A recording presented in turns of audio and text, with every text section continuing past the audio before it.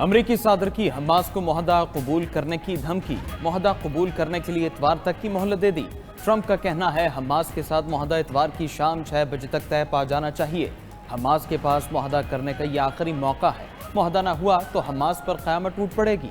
Hamas पर खौफनाक हमला होगा, उनके लोगों को तलाश किया जाएगा और मार दिया जाएगा। अब तक हमास के 25,000 से ज्यादा जंगजू मारे जा चुके हैं। हमास के बाकी जंगजुओं में से ज्यादातर घेरे में है। तमाम फ़लस्तीनी फौरी तौर पर गजा के महफूज इलाकों में चले जाएं। ट्रंप ने मजीद कहा कि मुआहदे पर दीगर ममालिक दस्तखत कर चुके हैं। हमास ने मुआहदा न किया तो सख्त नताइज भुगतना होंगे। मुआहदा करने से हमास के जंगजुओं की जान बच जाएगी। मशरक़ वस्ता में अमन कायम होकर रहेगा, चाहे जैसे भी हो। इससे पहले इंटरव्यू में ट्रंप ने कहा था कि 7 जंगें ख़त्म करा चुका हूँ, 8वीं भी ख़त्म होने के करीब है। गजा में अमन कायम होगा। गजा में मुकम्मल अमन कायम करना एक हैरत अंगेज़ कामयाबी होगी। ऐसा लगता है तकरीबन 3000 साल बाद यह मसला हल हो सकता है। मशरक़ वस्ता का तनाज़ा भी हल होने के करीब है।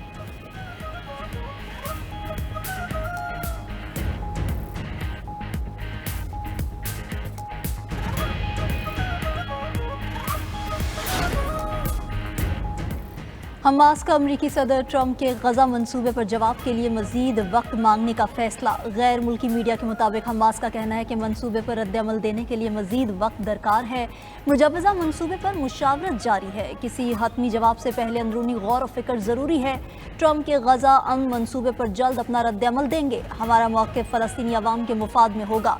अमरीकी दबाव में कोई फैसला नहीं करेंगे। हमारा मकसद इसराइल की जंग को रोकना है। दूसरी तरफ मिस्र की हमास को अमरीकी मंसूबा कबूल करने पर आमादा करने की कोशिश। मिस्री वज़ीर ख़ारजा का कहना है कि ट्रंप के मंसूबे में बहुत से खला मौजूद हैं जिन्हें पुर करने की ज़रूरत है। मिस्र किसी भी सूरत में गजा के बाशिंदों को बेघर होने की इजाज़त नहीं देगा।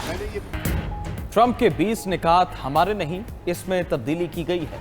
अमरीकी ड्राफ्ट के जवाब में अपना मुसवदा दिया था। नायब वज़ीर आज़म इसहाक डार का कौमी असम्बली इजलास में इज़हार ख्याल। कहा कि ट्रंप के ऐलान करदा 20 निकात हमारे पास नहीं। वज़ीर आज़म सफ़र में थे, उन्हें इल्हाम नहीं हुआ था। फ़लस्तीन से मुतालिक हमारी वही पॉलिसी है जो कायदे आज़म की थी। 2 रियासती हल ही हमारी पॉलिसी है। हम ऐसा फ़लस्तीन चाहते हैं जिसका दारुल खिलाफा अल-कुद्स शरीफ हो।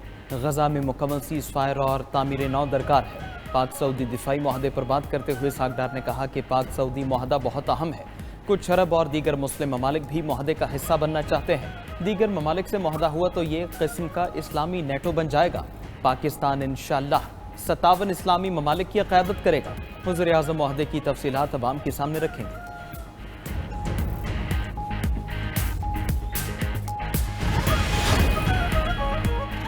गजा अमन मुआहदे पर पार्लियामेंट को एतमाद में क्यों नहीं लिया गया? असद कैसर ने वज़ीर आज़म से कौम से मुआफ़ी मांगने का मुतालबा कर दिया। कौमी असम्बली इजलास में इज़हार ख्याल करते हुए रहनुमा PTI ने कहा कि वज़ीर आज़म ने सामने आने से पहले ही ट्रंप के 20 नकात को मान लिया। वज़ीर आज़म ने ट्वीट करके पाकिस्तानियों के सर शर्म से झुका दिए। क्या 8 इस्लामी ममालिक के एक भी सरबराह ने ट्वीट किया है? मुआहदे के लिए फ़लस्तीन की राय को कोई अहमियत नहीं दी गई। इसराइल को किसी सूरत तस्लीम नहीं करेंगे। इसहाक डार ने खुलकर बात नहीं की। हसास मामले पर आएँ बाएँ शाएँ किया जा रहा है। अहम फैसले पर्दे के पीछे तय किए जा रहे हैं।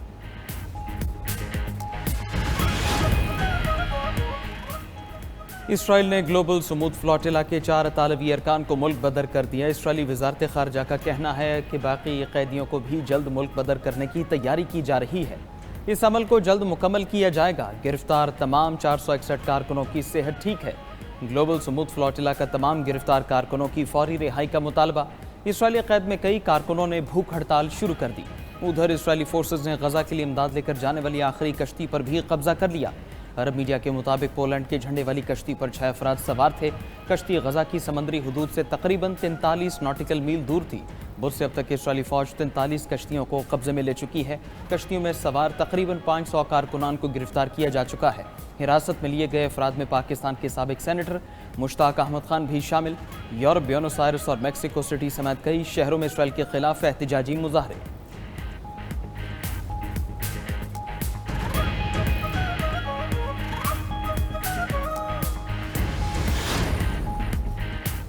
اسرائیل کا غزہ میں مزید خون خرابہ، صہیونی فوج کی وحشیانہ بمباری سے مزید 63 فلسطینی شہید، خوراک کی تلاش میں نکلنے والے 13 فلسطینی بھی بمباری کا نشانہ بنے۔ اسرائیلی حملوں میں شہداء کی تعداد 66,225 تک جا پہنچی۔ ایک ماہ کے دوران غزہ شہر سے 4 لاکھ فلسطینیوں کا انخلاء۔ عالمی ادارے بھی اسرائیلی بربریت کے سامنے بے بس۔ ریڈ کراس نے غزہ شہر میں اپنی تمام سرگرمیاں عارضی طور پر معطل کر دیں۔ ڈاکٹرز وداؤٹ بارڈرز بھی غزہ میں اپنا کام بند کر چکی۔ عالمی ادارہ صحت کا کہنا ہے کہ غزہ میں 2 سال سے جاری جنگ میں 42,000 افراد کو شدید زخم آئے۔ جنگ میں اب تک غزہ کے 1,67,000 افراد زخمی ہوئے ہیں۔ زخمیوں کو کئی سال تک دیکھ بھال کی ضرورت رہے گی۔ آفت آئی تو پنجاب کے زخموں پر نمک چھڑکا گیا۔ کسی صوبے پر آفت آئے تو کیا پریس کانفرنس کر کے الزام لگاتے ہیں؟ بات کرو گے تو جواب ملے گا اور زوردار ملے گا۔ آئندہ پنجاب بارے بات کرنے سے پہلے 100 بار سوچنا۔ وزیر اعلیٰ پنجاب مریم نواز کی ایک بار پھر سیاسی مخالفین پر لفظی گولہ باری۔ لاہور میں تقریب سے خطاب میں کہا کہ پنجاب کو تاریخ بدترین سیلاب کا سامنا کرنا پڑا۔ ایک صوبے کے لوگوں کی غلط تنقید سے تکلیف ہوئی۔ مجھے کہا جاتا ہے BISP سے کیوں مدد نہیں کر رہی؟ BISP میں غریب لوگوں کا ڈیٹا ہے، مجھے غریب نہیں سیلاب متاثرین کا ڈیٹا چاہیے۔ CCI نے ہمیں اپنے پیسوں سے نہریں نکالنے کی اجازت نہیں دی۔ پنجاب کے کسانوں کا پانی سیاست کی نظر کر دیا گیا۔ میں نے CCI میں پنجاب کے پانی کا مقدمہ لڑا۔ پانی کے معاملے پر لوگوں کو گمراہ کر کے سڑکوں پر نکالا گیا۔ لوگوں کو کہا گیا پنجاب کے خلاف بات کرو۔ کیا یہ صوبائیت نہیں؟ مریم نواز آپ سے کیوں معافی مانگے؟ معافی وہ ترجمان مانگے جنہوں نے پنجاب پر تنقید کی۔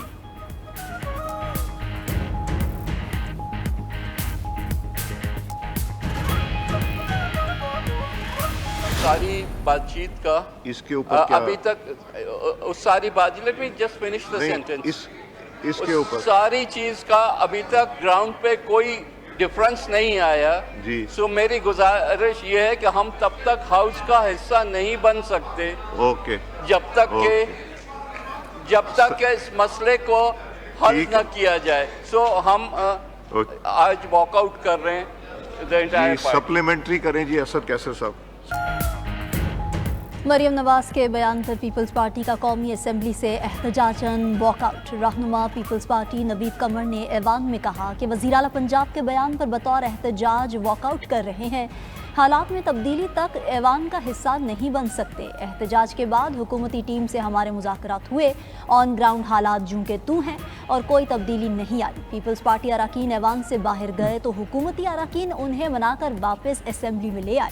نائب وزیر اعظم اسحاق ڈار نے کہا کہ ایک دوسرے پر الزام تراشی کسی کے لیے بھی فائدہ مند نہیں۔ تمام معاملات افہام و تفہیم سے حل ہو سکتے ہیں۔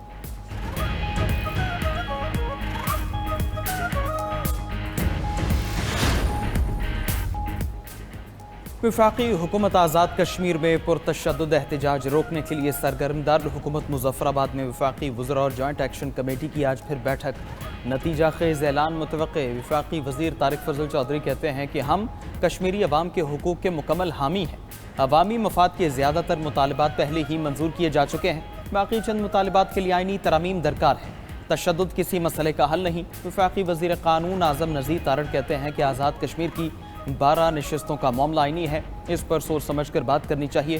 ان حلقوں کے ووٹرز کا کشمیر سے تعلق ختم نہیں کیا جا سکتا۔ اس معاملے پر سیاسی اتفاق رائے ہونا ضروری ہے۔ ووٹ بنیادی حق ہے، اس معاملے میں عجلت نہیں کرنی چاہیے۔ ہم کشمیر کاز کے ساتھ جڑے ہوئے ہیں، ایسا کوئی عمل نہیں ہونا چاہیے جو اسے نقصان پہنچائے۔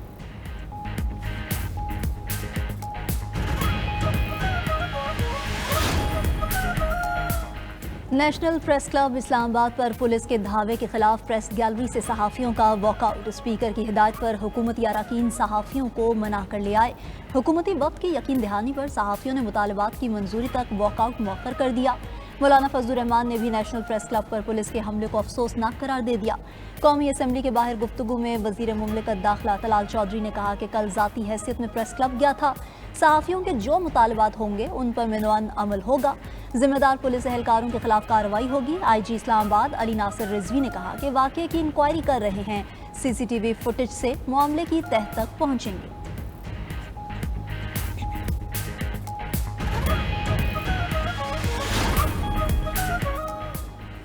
اسلام آباد میں صحافیوں پر پولیس تشدد کے خلاف لاہور پریس کلب میں احتجاج۔ مظاہرین سے خطاب میں سابق صدر سی پی این ارشاد احمد عارف نے کہا کہ حکومتی ادارے خاموش رہیں گے تو پھر ریاستی ادارے بے لگام ہوں گے۔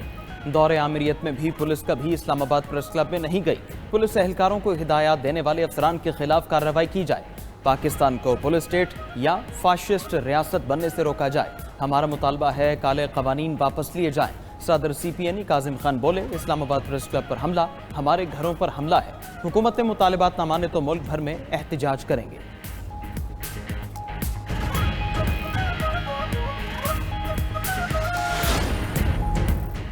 جسٹس طارق محمود جہانگیری کے خلاف کراچی یونیورسٹی کا فیصلہ معطل۔ سندھ ہائی کورٹ نے جسٹس طارق محمود جہانگیری کے خلاف تمام کارروائی روک دی۔ رجسٹرار جامعہ کراچی پروفیسر عمران صدیقی عدالت میں پیش ہوئے، کہا ہمیں 2 دن پہلے نوٹس ملا ہے، جواب کے لیے مہلت دی جائے۔ جسٹس اقبال کلہوڑو نے استفسار کیا کہ جواب کے لیے آپ کو کتنا وقت چاہیے؟ یہاں ایک بندے کی زندگی بھر کی کمائی داؤ پر لگی ہے، آپ اگر عدالت آئے ہیں تو جواب تو دینا پڑے گا۔ ہو سکتا ہے ذاتی مفاد کی وجہ سے درخواست گزار کے خلاف کارروائی کی گئی ہو۔ عدالت نے مزید سماعت 20 نومبر تک ملتوی کر دی۔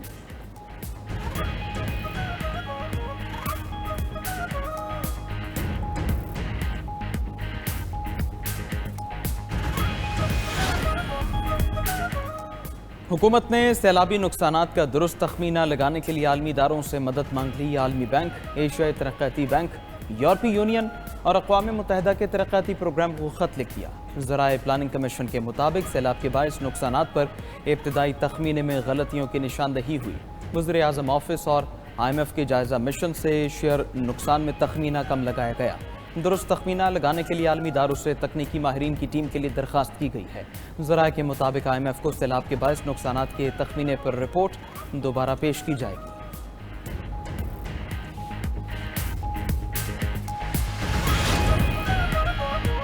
پاکستان شوگر ملز ایسوسی ایشن کا چینی درآمد کی خبروں پر شدید رد عمل۔ ترجمان شوگر ملز ایسوسی ایشن کا کہنا ہے کہ ملک میں چینی کے وافر ذخائر موجود ہیں۔ ایسی صورتحال میں درآمدی چینی غیر ضروری ہے۔ چینی کی درآمد ملکی انڈسٹری اور کسانوں کو تباہ کرے گی۔ حکومت نے شوگر انڈسٹری کی اپیلیں نظر انداز کر دی۔ مالی بحران سے نکلنے کے لیے مقامی چینی سٹاکس کا ختم ہونا ضروری ہے۔ سیلابی پانی کھڑا ہے، گنے کی کٹائی ممکن نہیں۔ حکومت سبسڈی دے کر درآمدی چینی سستی بیچ رہی ہے۔ ایف بی آر پورٹل بند کر کے حکومت اپنی چینی فروخت کر رہی ہے۔ حکومت کسانوں اور انڈسٹری کے لیے مثبت فیصلے کرے۔